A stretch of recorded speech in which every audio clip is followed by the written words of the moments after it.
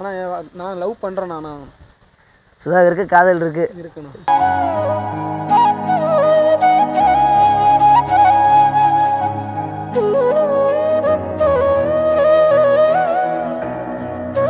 சஞ்சய்ங்கிறவர் ரீசெண்டாக இறந்துட்டான்.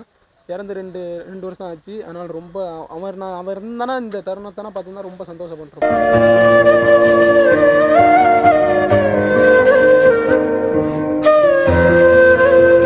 அந்த கபடியில் உங்களுக்கு பிடிச்ச ஒரு ஃபேவரட் பிளேயர்னா யார்? அதை பற்றி அவரை பற்றி எனக்கு ஃபேவரட் பிளேயர்னா பிரதீப் நர்வால் தான். ஏன்னா அவர் ஜம்ப்லேருந்து தூக்கிலேருந்து எல்லாம் சூப்பராக அடிப்பார்.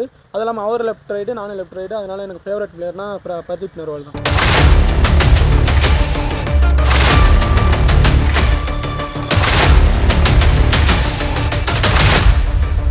அப்பா மூட்டை தான் தூக்குறாரு. ரொம்ப கஷ்டப்படுற ஃபேமிலி தான். அப்பா தான் ஃபுல்லாக ரன் பண்ணியிருந்தாங்க. அம்மா வந்து சின்ன சின்ன வேலைக்கு போவாங்க. அது இல்லாமல் எங்களை வளர்க்குறக்காண்டி எங்கள் அக்கா வந்து ஸ்கூல் நிப்பாட்டிட்டாங்க. அவ்வளோக்கும் படிக்கல எங்கள் அக்கா பரமேசு. அவங்க தான் என்னை வளர்த்தாங்க. அம்மா வேலைக்கு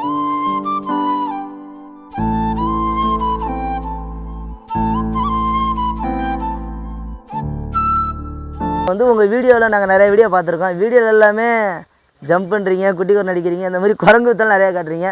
அது எப்படி உங்களுக்கு அந்த இது வந்துச்சு? அதை பற்றி கொஞ்சம் சொல்லுங்கள். எனக்கு ஜம்ப்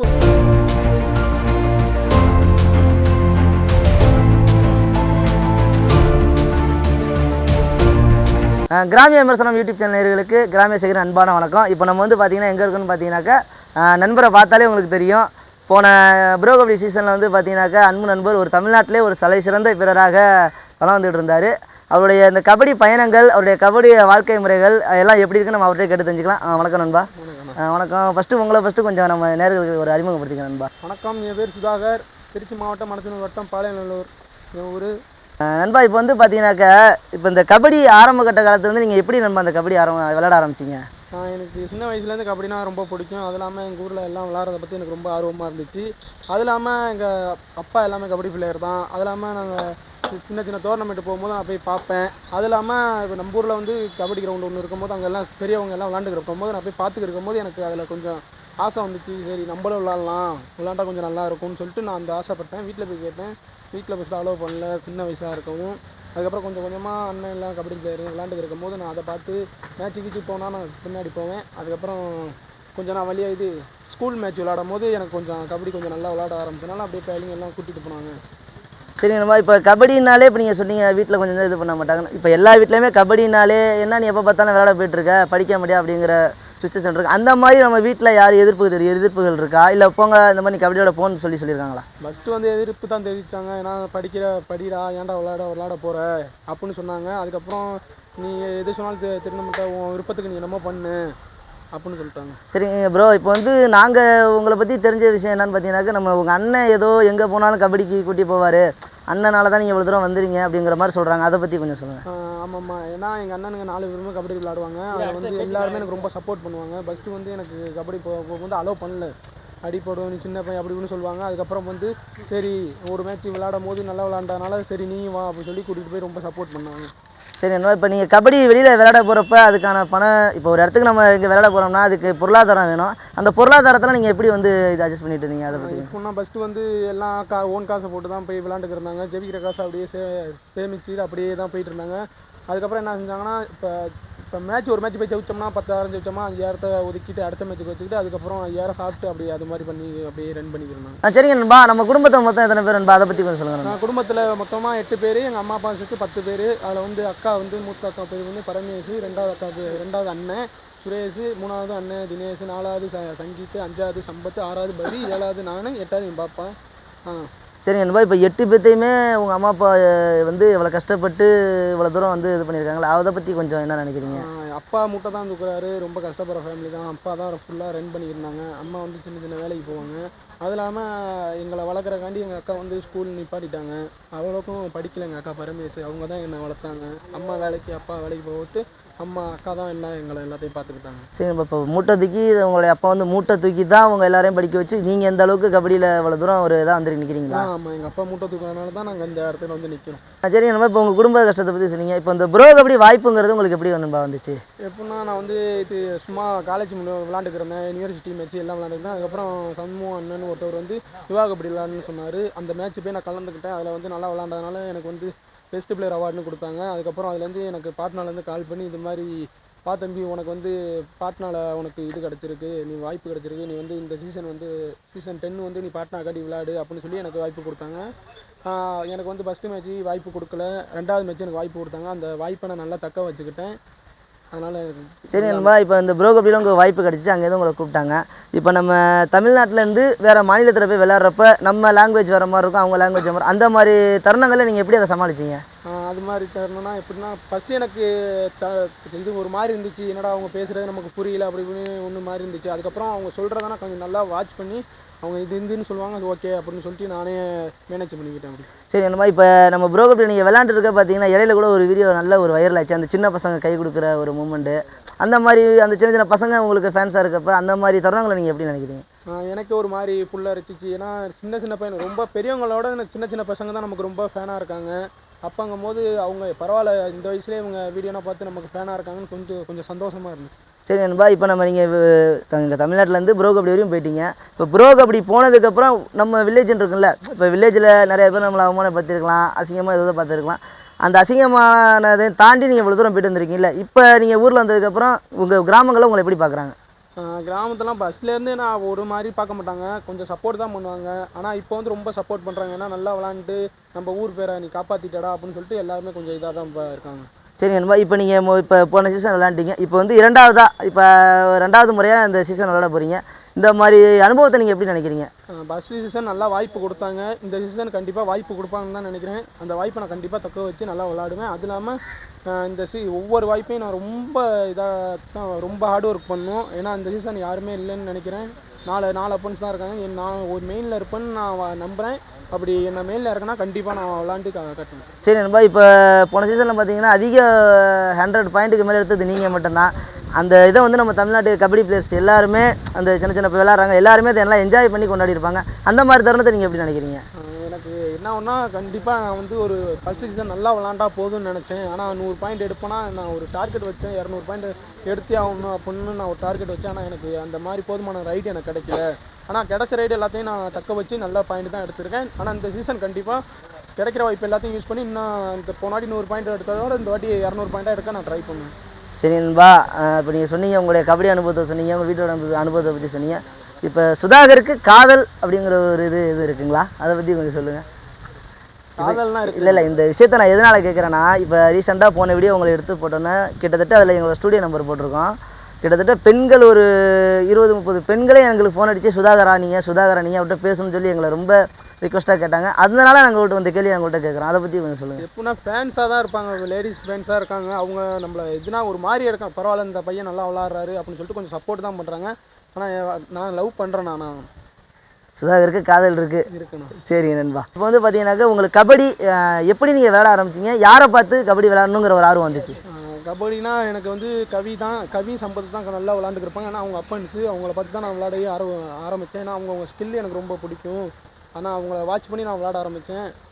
இப்போ கவி சம்பத்துங்கிறதா உங்களை கபடி விளையாடுறது ஒரு தூண்டுகோலாக இருந்திருக்காங்களா? அவங்க நல்லா ஸ்கில்லை பார்த்து நான் கற்றுக்கிட்டு விளாண்டேன். ஆனால் முழுக்க சப்போர்ட் பண்ணது சதீஷ் கற்பாண்டி, சதீஷ் அண்ணன், ராஜேஷ், சுரேஷ் தான். அவங்க தான் ஃபஸ்ட்டு நமக்கு முன்னாள் பிளேயரு. அவங்க தான் நல்லா விளாண்டுக்கு இருக்கும் போது அதுக்கப்புறம் வந்து என் டீமில் பெரிய டீமில் வந்து கவி, சம்பத்து, சங்கீத்து, சந்தோஷ், ராக்கி அண்ணன், மோகனு, சரவண, வாய் பார்த்தவன், சின்ன தம்பி, அவங்க ஒரு டீமு. அதுக்கப்புறம் நாங்கள் சின்ன பசங்க, நான், சவுந்தர், எலி, அப்புறம் சின்ன பையனுங்க எல்லாமே ஒரு டீமு. நான் வந்து ஃபஸ்ட்டு சின்ன டீமில் தான் நல்லா விளாண்டுக்கிருந்தேன். நான் நல்லா விளாட்ற பார்த்து அதுக்கப்புறம் பெரிய டீமில் வந்து கூப்பிட்டாங்க. அதில் வந்து கவியும் சந்தோஷ் ரொம்ப சப்போர்ட் பண்ணுவாங்க, மோட்டிவேஷன் பண்ணுவார். பழசுங்கிறவர் நல்லா மோட்டிவேஷன் பண்ணி அதுக்கப்புறம் கவி ஸ்கில்லையும் சம்பத்து ஸ்கில்லையும் நான் பார்த்து நல்லா விளாட ஆரம்பித்தேன். சரி நண்பா, இப்போ கவி, சம்பத்து, அந்த கற்பாணி இவங்கெல்லாம் இப்போ என்ன பண்ணிகிட்டு இருக்காங்க? அவங்க வந்து இப்போ வந்து கற்பாண்டிங்கிறவர் எங்களுக்கு வந்து மேட்ச்சுக்கு போனால் காசு இல்லாத டைமில் வந்து அவர் காசை போட்டு போய் கடையிலேருந்து கடை வாங்கி கூட எங்களை கூட்டி போவார். கற்பாண்டி அவர் நல்ல இது சப்போர்ட் பண்ணார் ரொம்ப. அப்புறம் இப்போ வந்து அவர் வந்து மாஸ்டராக இருக்கார்.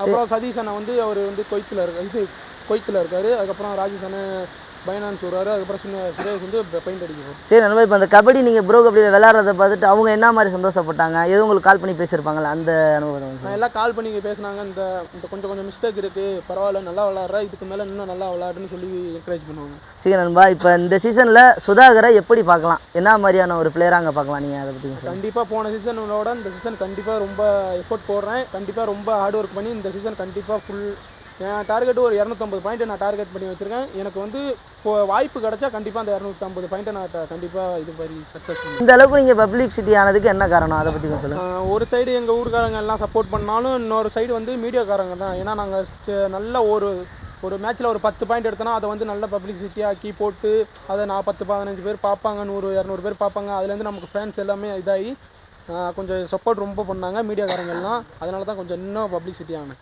சரி நண்பா, உங்களுக்கு கோச்சு ட்ரெயினர்னு இந்த மாதிரி இருப்பாங்கல்ல, அவங்க கூட ட்ராவல் பண்ண அந்த அனுபவம் அதை பற்றி இருந்தால் சொல்லுங்கள். எப்படின்னா நான் மேட்ச்சுக்கு போகும்போது நல்லா சப்போர்ட் பண்ணுவாங்க, கோச்சுக்கு எல்லாம் சொல்லுவாங்க இது மாதிரி நல்லா விளாடு அப்படி இப்படின்னு சொல்லுவாங்க. அது இல்லாமல் திட்ட மாட்டாங்க. ஒரு மேட்ச் லூஸ் பண்ணால் கூட பரவாயில்லடா கூட அடுத்த மேட்ச் நல்லா ஆடு, ஒன்றும் பிரச்சனை இல்லை, ப்ராக்டிஸ் பண்ணுங்க அப்படின்னு சொல்லிட்டு கொஞ்சம் ரொம்ப சப்போர்ட் பண்ணுவாங்க.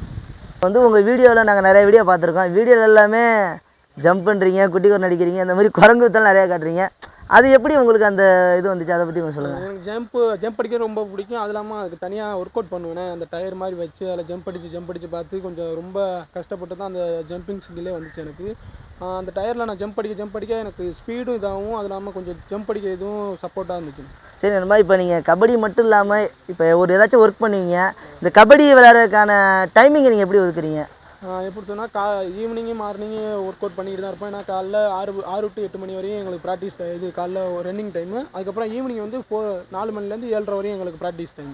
இப்போ நீங்கள் அந்த கபடியில் உங்களுக்கு பிடிச்ச ஒரு ஃபேவரட் பிளேயர்னால் யார், அதை பற்றி அவரை பற்றி எனக்கு சொல்லுங்கள். ஃபேவரட் பிளேயர்னா பிரதீப் நர்வால் தான். ஏன்னா அவர் ஜம்ப்லேருந்து தூக்கிலேருந்து எல்லாம் சூப்பராக அடிப்பார். அது இல்லாமல் அவர் லெஃப்ட் ரைடு, நானும் லெஃப்ட் ரைடு. அதனால் எனக்கு ஃபேவரட் பிளேயர்னா பிரதீப் நர்வால் தான். சரிங்க ப்ரோ, அவங்கள பார்த்துருக்கீங்களா நீங்கள்? இப்போ ப்ரோ அவருக்கு ஆஃப்னட்டாகவே விளாண்டுருக்கேன். அது இல்லாமல் 50 பாயிண்ட் எடுத்த நான் 50வது பாயிண்ட் தொடும் போது பிரதீப் நர்வால் தான் தொட்டு 50 பாயிண்ட் எடுத்தேன். சரிங்க ப்ரோ, அந்த ஒரு மூமெண்ட் இப்போ உங்களுக்கு எப்படி இருந்துச்சு? சத்தியமாக நான் ரொம்ப சந்தோஷம் தான் பட்டேன். 50வது பாயிண்ட் நம்ம கரெக்டாக பிரதீப் நர்வாலை தொட்டு நம்ம எடுக்கிறோமோன்னு ரொம்ப சந்தோஷமாக இருந்துச்சு அந்த தருணம். சரிங்க நண்பா, இப்போ வந்து பார்த்தீங்கன்னாக்கா அவங்களாம் நீங்கள் விளாட்றத பார்த்துட்டு அந்த ப்ரோ கபடியில் இருக்க அந்த பிளேயர்ஸ் உங்களை பார்த்து என்ன மாதிரியான வாழ்த்திருக்காங்க, அதை பற்றி கொஞ்சம் சொல்லுங்கள். எப்படி சொன்னாங்கன்னா, ஒரு வாட்டி நல்லா விளாட்ற தம்பி, சின்ன வயசுல நல்லா விளாண்டுக்கு இருக்க, நீ வேறு யங் பிளேயர் தான், நல்லா எல்லாம் ஸ்பீட் இருக்குது உனக்கு, இந்த ஸ்பீடை நீ மெயின்டைன் பண்ணிக்கோ, இது தப்பான வழியில் போயிடாத, நல்லா ஹார்ட் ஒர்க் பண்ணு, உனக்கு நல்ல ஃபியூச்சர் இருக்குது அப்படின்னு சொல்லி என்கரேஜ் தான் பண்ணாங்க. உங்களுக்கு கபடியில் மட்டும்தான் ஆர்வம் இருக்குங்களா, இதை தாண்டி வேறு விளையாட்டெல்லாம் விளையாடுவீங்களா? நான் கபடி தான் ஃபுல் அண்ட் ஃபுல்லாக விளாண்டுக்கிறேன். அது இல்லாமல் எனக்கு வந்து ஸ்கூல் டைமில் பிடி பீரியட் அப்போனா நான் போய் பேஸ்கெட் பால் விளாடுவேன். எனக்கு பேஸ்கெட் பாலும் ரொம்ப பிடிக்கும் அந்த கேம் விளாட்றது. சரி, இப்போ நீங்கள் ஸ்கூல் நண்பர்கள் இருப்பாங்கல்ல, இப்போ நீங்கள் இவ்வளோ தூரம் போயிருக்கீங்க, இவ்வளோ தூரம் போய்ட்டு இவ்வளோ தூரம் வேலை செஞ்சுருக்கீங்க, உங்கள் ஸ்கூல் நண்பர்கள் உங்களை பார்த்துட்டு என்ன மாதிரி சந்தோஷப்படுறாங்க? ஸ்கூலில் வந்து சும்மா ஜாலியாக சுற்றி இருந்த அந்த அளவுக்கு அவங்களுக்கு வருவோன்னு அவங்களுக்கே இது தெரியாது. பரவாயில்ல நம்ம கூட படித்தவன் இப்போ இதாக ஆகிட்டான் அப்படின்னு சொல்லிட்டு ரொம்ப சந்தோஷம் தான் போடுவாங்க. அதில் வந்து சஞ்சய்னு ஒருத்தவன் இறந்துட்டான். அவன் ரொம்ப சந்தோஷப்படுற ஆள். எனக்கு ரொம்ப ஃபிட்டு. அவனுக்கு தாமோரன் ஸ்ரீதர்னு ஒருத்தன் ரொம்ப ஃபிட்டாக இருப்போம். அது இல்லாமல் அதில் வந்து ஒருத்தவன் சஞ்சய்ங்கிறவன் ரீசெண்டாக இறந்துட்டான். இறந்து 2 வருஷம் ஆச்சு. அதனால் ரொம்ப அவன் இருந்தானா இந்த தருணத்தானா பார்த்தீங்கன்னா ரொம்ப சந்தோஷப்பட்டுருப்பான். சரிங்க நண்பா, இப்போ நீங்கள் கபடி ஃபீல்டில் இல்லைன்னா வேறு என்ன மாதிரி வேலை பார்த்துருப்பீங்க, அதை பற்றி கொஞ்சம் சொல்லுங்கள். எனக்கு தெரிஞ்சு கபடி இந்த ஸ்போர்ட்ஸ் மூலியமாக இல்லைனா கண்டிப்பாக நான் ஏதோ ஒரு பெயிண்டிங் அடிக்க அந்த மாதிரி தான் போயிருப்பேன். கபடினால நான் அந்த இடத்துக்கு வந்திருக்கேன். நண்பா, இப்போ 5 வயசுலேருந்து 40 வயசு வரையும் உங்களை மாதிரியே இப்போ சுதாகர் மாதிரி நானும் விளாட்ணும், நானும் இந்த மாதிரி ஒரு இதாக வரணும் அப்படிங்கிறது மாதிரி நிறைய இளைஞர்களும் சரி பெரியவங்களும் சரி உங்களை மாதிரியே வரணும்னு ஆசைப்பட்றாங்க. அவங்களுக்கு ஏதாச்சும் ஒரு சில விஷயங்கள் சொல்லணும்னு ஆசைப்பட்டா நீங்கள் சொல்லுங்கள் நண்பா. எப்படி தூரம் இப்போ ஒரு குறிப்பிட்ட ஏஜ் ஒரு 18 வயசுனா கூட ஒன்றும் பிரச்சனை இல்லை, கை கால் அடிப்பட்டால் கூட தப்புன்னு இதாயிரும். இப்போ வந்து சின்ன பையன்லாம் ரொம்ப ஆர்வமாக இருக்காங்க, சுதாகர் மாதிரி வளரணும் அப்படி இப்படின்னு சொல்கிறாங்க. ரொம்ப சந்தோஷமாக தான் இருக்குது. இருந்தாலும் சின்ன வயசுலங்கும் போது ஒரு ஆவரேஜாக ஒரு 10வது படித்ததுக்கப்புறம் கூட சரி இந்த ஸ்போர்ட்ஸில் நல்லா சப்போர்ட் பண்ணுவாங்க. அப்படிங்கும் போது இப்போ வந்து சின்ன பையனுங்க ஏதோ ஒரு அடிக்கடி படிச்சுன்னா அம்மா அப்பா ரொம்ப பயந்துருவாங்க. அப்படிங்கும்போது விளையாட்டும் ஒரு விதத்தில் இருக்கணும், படிப்பும் ஒரு விதத்தில் இருக்கணும். ஆனால் படிப்பு என்னைக்கா இருந்தாலும் படிப்பு தான் உதவும். அது இல்லாமல் ஸ்போர்ட்ஸ்னாலையும் வேலை வாங்குறவங்க இருக்காங்க. அந்த ஸ்போர்ட்ஸ்னால வேலை வாங்குறதுக்கும் படிப்பு தான் உதவும். அதனால சின்ன பையனுங்க விளையாடுங்க, சேஃபாக விளாண்டுக்கோங்க, அதே நேரத்தில் படிச்சுக்கோங்க. சரி, நம்ம உங்களுக்கு இன்ஜுரி இந்த மாதிரி விளையாடும் போது தான் இருக்கா நண்பா? எனக்கு இன்ஜுரி அப்பப்போ அடிப்படும். அதுக்கப்புறம் போய்ட்டு பிசியோ பார்த்தோம்னா அதெல்லாம் ரெக்கவர் ஆகும். கபடினா கண்டிப்பாக அடிப்படாமனா இருக்காது, அடிப்பட தான் செய்யும். அந்த அடியை நீங்கள் தாங்கிட்டால் தான் கண்டிப்பாக ஒரு சாதனை படைக்க முடியும். சரிங்க நண்பா, இது வரையும் உங்களுடைய கஷ்டத்தை சொன்னீங்க. ஆரம்பத்துலேருந்து இப்போ வரையும் நீங்கள் எவ்வளோ கஷ்டப்பட்டு இந்த ஒரு இவ்வளோ பெரிய பிளேயராக நிற்கிறீங்கன்னு நம்மளுடைய நேயர்களும் பார்த்துருப்பாங்க, சப்ஸ்கிரைபர் எல்லாம் பார்த்துருப்பாங்க. மென்மேலும் நீங்கள் அடுத்த இந்த ஒரு சீசனில் நல்ல ஒரு சிறந்த இன்னும் இப்போ இருக்க பெரும்புகள் இல்லாமல் இதையும் தாண்டி இன்னும் பெரும்புகள் வரணும்னு எங்களுடைய சேனல் மூலியமாகவும் நம்முடைய சப்ஸ்கிரைபர் மூலியமாகவும் ஒரு வாழ்த்துக்களை தெரிவிச்சுக்கிறோம். நன்றி, வணக்கம்.